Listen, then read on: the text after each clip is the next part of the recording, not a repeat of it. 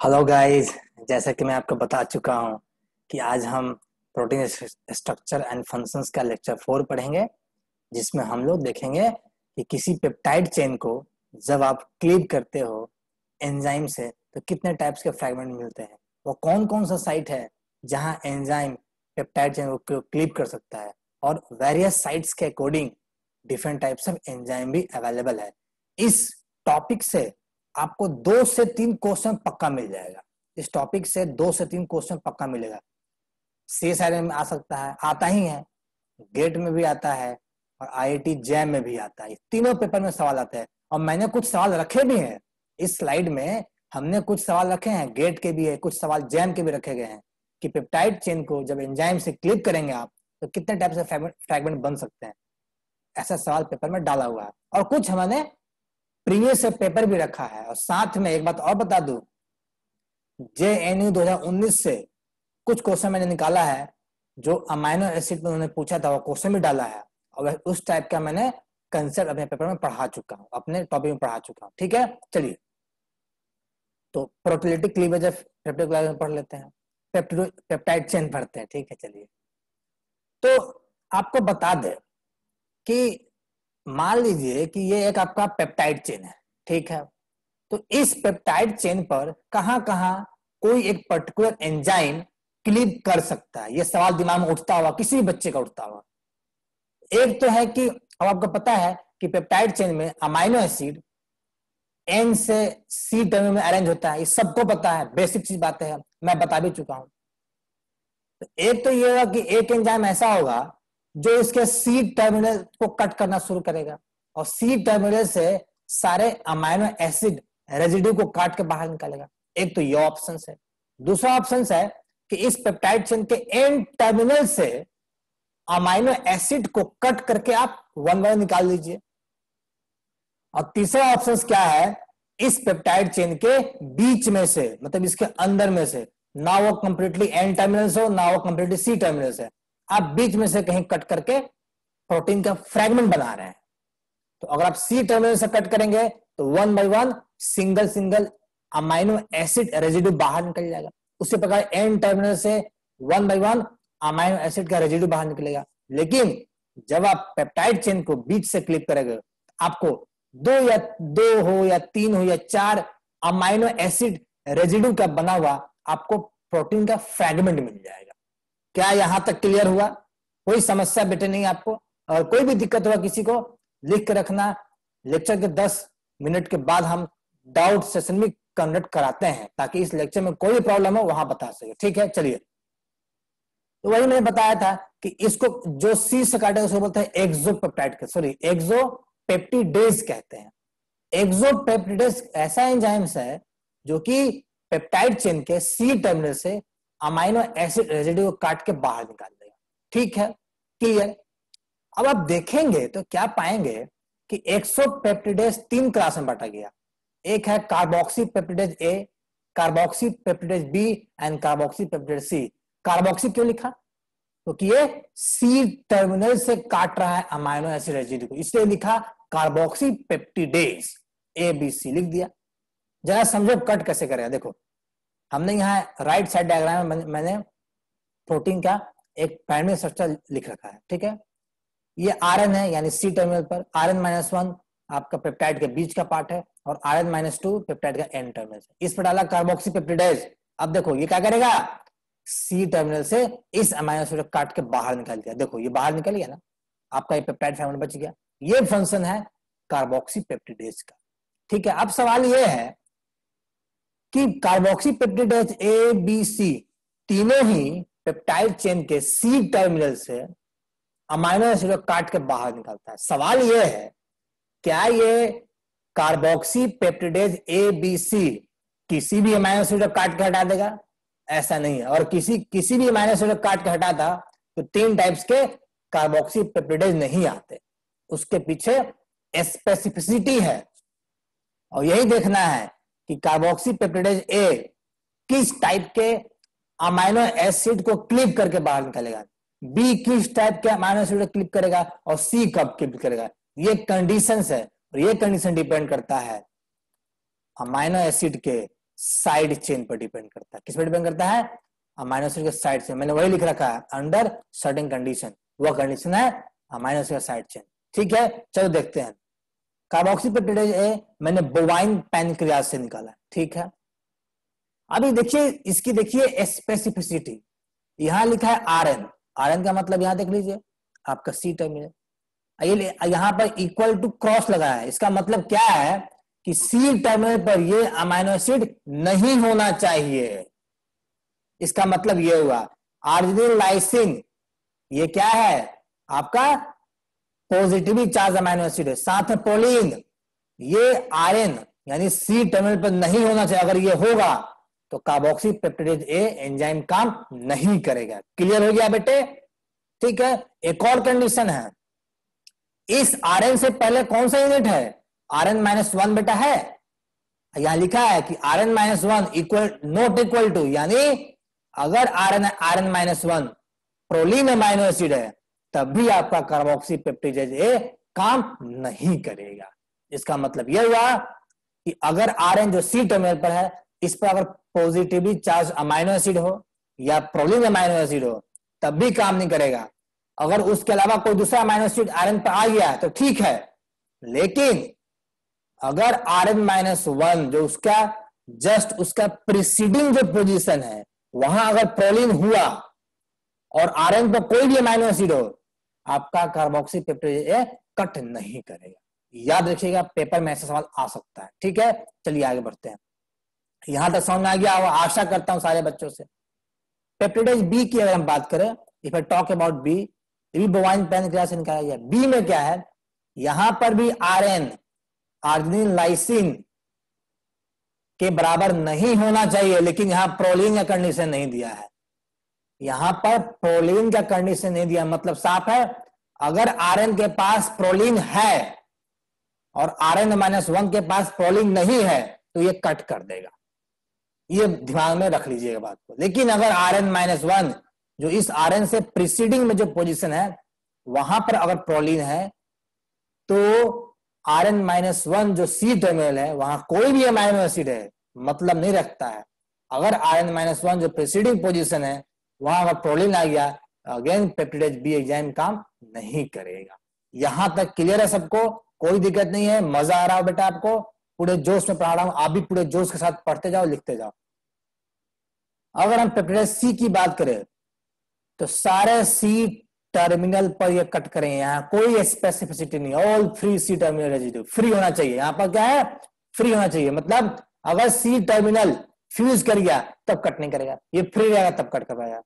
लेकिन यहां कंडीशन है पीएच 3.5 यानी 3.5, अगर पीएच 3.5 पर पेप्टाइड डालो साथ में कार्बोक्सीपेप्टाइडेज सी डालो, वह काम करना शुरू कर देगा। ठीक है, कोई दिक्कत किसी को नहीं है? आ रही बात समझ में? अगर दिक्कत हो लिखिएगा, डाउट सेशन में जवाब जरूर देंगे हम। चलिए आगे बढ़ते हैं। दूसरा एंजाइम है एमिनोपेप्टिडेज। क्या है बेटा? एमिनोपेप्टिडेज है। ये क्या करेगा? नाम से स्पष्ट है बेटे, एन टर्मिनल सीक्वेंस से एन टर्मिनल सीक्वेंस से क्या करेगा? अमाइनो एसिड को काट के 1 बाय 1 बाहर निकाल देगा। क्लियर है? कोई दिक्कत किसी को नहीं है? चलिए हम आगे बढ़ते हैं। दिक्कत नहीं है तो मजा आ रहा है? मजा बेटे आएगा, मेरे साथ जरूर सब कुछ सिखा दूंगा, मजा जरूर आएगा, कॉपी में लिखते जाना। चलिए आगे बढ़ते हैं। अब तीसरा एंजाइम ले रहे हैं इंडोपेप्टिडेज। इस पर क्वेश्चन सबसे ज्यादा आया है, इस पर इसलिए ज्यादा ध्यान देना आपको।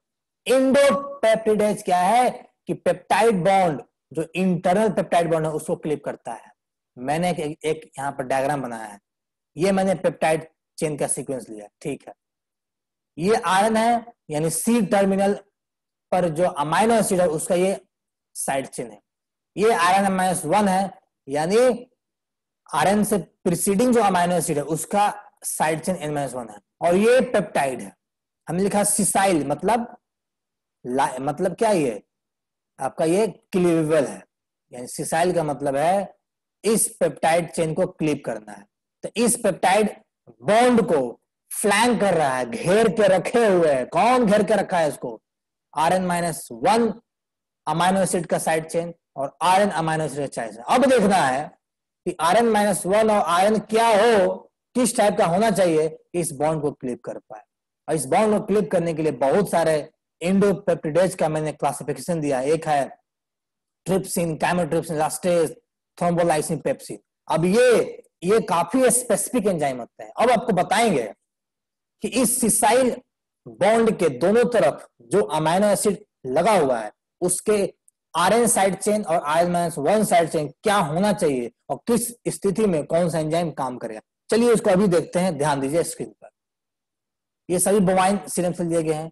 ट्रिप्सिन की बात करें तो Rn-1 यानी उस पेप्टाइड, सिसाइल पेप्टाइड बॉन्ड से प्रीसीडिंग जो अमाइनो एसिड है उसका साइड चेन अगर पॉजिटिवली चार्ज्ड अमाइनो एसिड का साइड चेन है, यानी आर्जिनिन हो और लाइसिन हो, तब आपका ट्रिप्सिन इस Rn-1 के सी टर्मिनल, जो यहां सी टर्मिनल है, इस बॉन्ड को क्लिप कर देगा।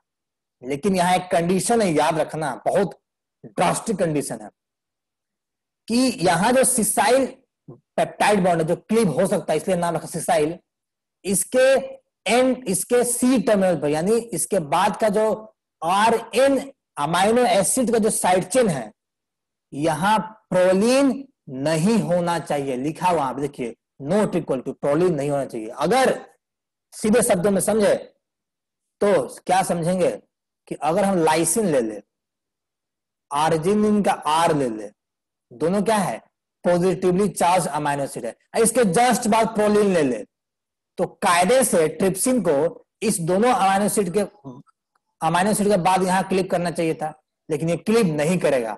ये आपका, क्योंकि सामने में क्या है, प्रोलीन है, इसको क्लिप नहीं कर सकता है। ये सबसे बड़ा कंडीशंस है, इस बात को ध्यान में रख लीजिएगा। ठीक है, किसी को कोई समस्या नहीं, कोई दिक्कत नहीं, याद रखना। चलिए दूसरी बात, अगर हम काइमोट्रिप्सिन की बात करें, काइमोट्रिप्सिन की अगर हम बात करें तो क्या पाएंगे, यहां पर भी Rn-1 जो सिसाइल पेप्टाइड बॉन्ड से पहले का जो अमाइनो एसिड साइड चेन है, यहां पर एरोमेटिक साइड चेन होना चाहिए, यानी फिनाइल एलानिन हो, ट्रिप्सिन हो या टायरोसिन हो। अगर ये अमाइनो एसिड है तो इसके जस्ट बाद आपका काइमोट्रिप्सिन क्लिप करेगा। लेकिन फिर से कंडीशन है कि इस अमाइनो एसिड के जस्ट बाद पेप्टाइड बॉन्ड है, पेप्टाइड बॉन्ड के जस्ट बाद अगर प्रोलीन फिर से आ गया, प्रोलीन अगर फिर से आ गया तो आपका ये क्लिप नहीं करेगा। ठीक है गाइस, तो जैसा कि मैं आपको बता रहा था, तो फिर हम क्या देखेंगे कि आपको मैंने बता दिया कि, एक मिनट मैं पेन ले लेता हूं। हाँ, तो आपको मैंने काइमोट्रिप्सिन के बारे में बता दिया। अब समझते हैं इलास्टेज के बारे में। तो इलास्टेज में क्या देखेंगे आप, इसका क्या है कि उस सिसाइल पेप्टाइड बॉन्ड से पहले जो Rn-1 जो आपका साइड चेन है, उसमें स्मॉल न्यूट्रल रेजिड्यू अगर होगा, जैसे कि एलानिन, ग्लाइसिन, सेरीन, वेलाइन, तब वह पेप्टाइड बॉन्ड को क्लिप कर देगा।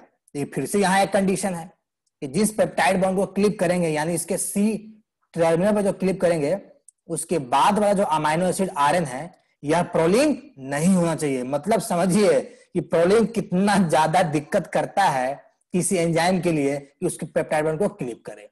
क्लियर बेटे, कोई दिक्कत हो तो लिख के रखिएगा, डाउट से बता देंगे। ठीक है, आगे बढ़ते हैं।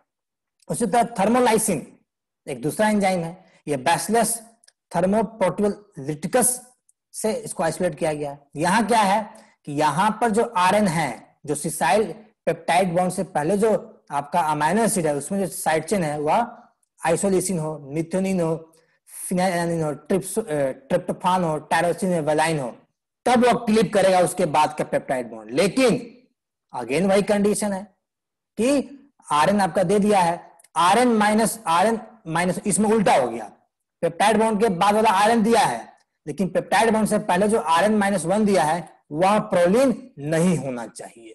इस बात को दिमाग में रख लीजिएगा। ठीक है, फिर दिया कि ओकेजनली कभी कभी ये एलानिन पर भी क्लिप कर देते हैं। ठीक है, चलिए पेप्सिन की बात करें तो ये बोवाइन गैस्ट्रिक म्यूकोसा से आइसोलेट किया गया है। इसमें क्या है कि पेप्टाइड बॉन्ड जो सिसाइल पेप्टाइड बॉन्ड है, जहां आप क्लिप करेंगे उसके बाद वाला अमाइनो एसिड का side chain leucine, phenyl alanine, tryptophan, tyrosine होना चाहिए। लेकिन यहां क्या है कि उस सिसाइल पेप्टाइड बॉन्ड जहां ये जो क्लिप करेंगे आप, इसके पहले वाला जो अमाइनो एसिड प्रोलीन नहीं होना चाहिए। तो इस बात को दिमाग में बैठा लीजिएगा। अभी तक CSIR हो, गेट हो, जैम हो, उसमें अभी तक ट्रिप्सिन, काइमोट्रिप्सिन और इलास्टेज, इसी 3 पर अभी तक सवाल पूछा है। बाकी थर्मल लाइसिन, पेप्सिन पर सवाल इन्होंने नहीं पूछा है। तो पेप्सिन में उल्टा हो जाएगा कि RN हो leucine, phenyl, tryptophan, tyrosine, but RN-1 आपका प्रोलीन नहीं होना चाहिए। ये दिमाग में बैठा लीजिए आप। क्लियर है बेटे? चलिए हम आगे बढ़ते हैं। अब एक दूसरा एक रिएजेंट है, उसका नाम है साइनोजेन ब्रोमाइड। क्या है? साइनोजेन ब्रोमाइड। इसका भी, इस पर भी एक सवाल पूछा है गेट में और जैम में भी, बनवाएंगे आपसे। साइनोजेन ब्रोमाइड करता क्या है? मान लो ये एक पेप्टाइड बॉन्ड है, ठीक है, यहां आपका मिथोनिन है, इस मिथोनिन के जस्ट बाद में इस बॉन्ड को क्लिप करेगा, यानी मिथोनिन के बाद वाले, यानी मिथोनिन के C टर्मिनल पर साइनोजेन ब्रोमाइड क्लिप करके आपको पेप्टाइड का फ्रैगमेंट दे देगा। ठीक है, क्लियर है? कोई समस्या किसी को नहीं है? चलिए आगे बढ़ते हैं। मजा आ रहा होगा, एंजॉय करोगे, मैं पढ़ाऊंगा, आप एंजॉय करोगे, टेंशन मत लेना। चलो आगे बढ़ते हैं।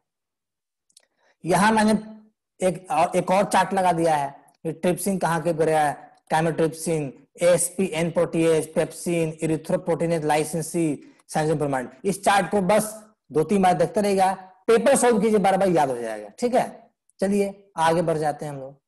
और एक लास्ट में है डाइसल्फाइड क्लीवेज। आपको पता है ये जो डाइसल्फाइड बॉन्ड बना है, ये किसके बीच में बना है? ये बना होगा आपका सिस्टीन और सिस्टीन, 2 अमाइनो एसिड है। जब दोनों अमाइनो एसिड आपस में एसोसिएट करेगा तो क्या बनाता है? आपका बन जाता है डाइसल्फाइड बॉन्ड बनता है। इस डाइसल्फाइड बॉन्ड पर क्योंकि ये रिड्यूस्ड फॉर्म में है तो कोई यहां ऑक्सीडाइज आना चाहिए, तो 2 मर्कैप्टोएथेनॉल या डाइथ्रिटॉल, जिसमें सल्फ हाइड्रिल होता है SH, तो SH कंटेनिंग कंपाउंड मैंने यहां ले लिया, तो यहां SH है, दूसरी जगह अल्कोहल है। ऐसे कंपाउंड लोगे इसको क्लिक करके 2 सिस्टीन को अलग अलग बांट देगा। तो ये हो गया ऑक्सीडाइज, ये हो गया रिड्यूस्ड। यही कहां चलता है, क्योंकि रिड्यूस्ड फॉर्म में है, दिस इज रिड्यूस्ड फॉर्म, अभी हो गया ऑक्सीडाइज फॉर्म। ठीक है, तो यहां ये हो गया रिड्यूस्ड फॉर्म। क्लियर है? कोई समस्या किसी को नहीं है? हम आगे बढ़े, चलिए आगे बढ़ जाते हैं। एक है, हाँ, अब ये सवाल आपको बताना था मुझे कि पेप्टाइड फ्रैगमेंट अगर मिलता है तो उसका एप्लीकेशन क्या है? एप्लीकेशन ये है, कभी कभी ऐसे सवाल भी पूछ सकता है आपसे। देखिए आपको क्या करेगा, A, B, C और D, ये 4 पेप्टाइड का फ्रैगमेंट दे देगा। मतलब सवाल ऐसे पूछ सकता है कि कोई एक अननोन पेप्टाइड E है, इस पर हमने ट्रिप्सिन से क्लिप किया तो ये 4 सेगमेंट बना। तो आपको करना क्या है, इन चारों सेगमेंट को मिला करके ओरिजिनल जो अननोन पेप्टाइड ई है इसका सीक्वेंस पता कीजिए। यानी ABCD यूज्ड टू प्रिडिक्ट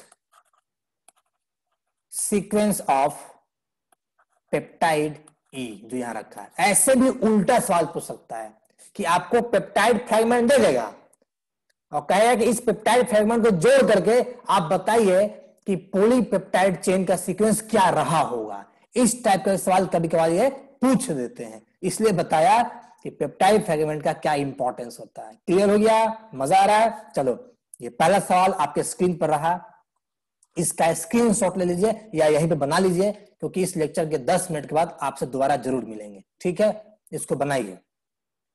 चलिए सारे बच्चे इस सवाल को अटेम्प्ट करें या स्क्रीनशॉट ले लीजिए। आज के बच्चे मोबाइल से देखते हैं, स्क्रीनशॉट ले लेना चाहिए। ले लीजिए स्क्रीनशॉट, ये आप फटाफट से लिख लीजिए ना। ये आपका alanine, tryptophan, Whalen, alanine, phenyl alanine, threonine, glycine, lysine का के होता है, ग्लूटामेट का ए होता है, टायरोसिन का आपका वाई होगा, एस्पार्टेट का डी होगा, सेरिन का एस होता है, लाइसिन का के होगा। ये आपका एक सेगमेंट है। आशा करता हूं आपने ले लिया होगा। आगे बढ़ते हैं। दूसरा है ये सवाल बता दो, ये सवाल JNU 2019 का पूछा हुआ सवाल है कि कौन सा अमाइनो एसिड है जिसके साइड चेन में हाइड्रोक्सिल ग्रुप होता है। ठीक है, ये आप पता करिएगा, आपने शायद स्क्रीनशॉट ले लिया होगा। हम आगे बढ़ते हैं। ये है क्वेश्चन नंबर 3। इस सवाल में भी क्या है कि डाइथ्रिटॉल, साइनोजेन ब्रोमाइड और ट्रिप्सिन से इसको क्लिप करना है, तो बताना है कि टोटल कितना फ्रैगमेंट मिलेगा। इसको ही बनाइए, इसका स्क्रीनशॉट जल्दी से ले लीजिए। Kindly take a screenshot quickly, जल्दी से लीजिए स्क्रीनशॉट इसका। आशा करता हूं आपने स्क्रीनशॉट ले लिया होगा। उसी तरह क्वेश्चन 4 है, रिवीजन सवाल है कि इस पेप्टाइड के सीक्वेंस पे क्या कीजिएगा, चार्ज कैलकुलेट करना है आपको। जल्दी से बनाइए इसका, फटाफट से स्क्रीनशॉट ले लीजिए। 10 मिनट समय देंगे, वहां बनाइएगा, मजा आएगा। ठीक है, फिर 10 मिनट बाद मिलेंगे, सारा डाउट क्लियर कर देंगे। आशा करता हूं आपने स्क्रीनशॉट ले लिया होगा। चलिए आगे बढ़ते हैं। ये क्वेश्चन 5 है। ये सवाल आपका जैम में पूछा है, जैम बीटी में सवाल पूछा। अगेन ये सवाल जो मैं क्लास में पढ़ा चुका हूं, आइसोलेशन में कितना ऑप्टिकल आइसोमर्स होता है। ये सवाल JNU CEB 2019 में पूछा था। देखिए हम जो पढ़ाए हैं सवाल आता है वहां से। इसका स्क्रीनशॉट फटाक से ले लीजिए और खुद से अटेम्प्ट करिए। 10 मिनट के बाद आपसे मिलेंगे तो आपका डाउट क्लियर कर देंगे। ठीक है बेटा, चलिए आगे बढ़ते हैं। स्क्रीनशॉट आपने ले लिया होगा आशा करता हूं। ये लेक्चर यहीं समाप्त होता है, लेकिन आप मुझसे 10 मिनट के बाद जरूर मिलिएगा ताकि आपका डाउट क्लियर कर सके और इस स्लाइड में दिए गए सवाल का जवाब भी आपके साथ डिस्कस कर सके। तब तक के लिए धन्यवाद देखने के लिए, बाय। और अच्छा लगा हो तो मेरे वीडियो को लाइक कर दीजिएगा। नए बच्चे चैनल को सब्सक्राइब कर लेना। ठीक है, चलता हूं, अलविदा, बाय। फिर मिलता हूं 10 मिनट के बाद डाउट सेशन में।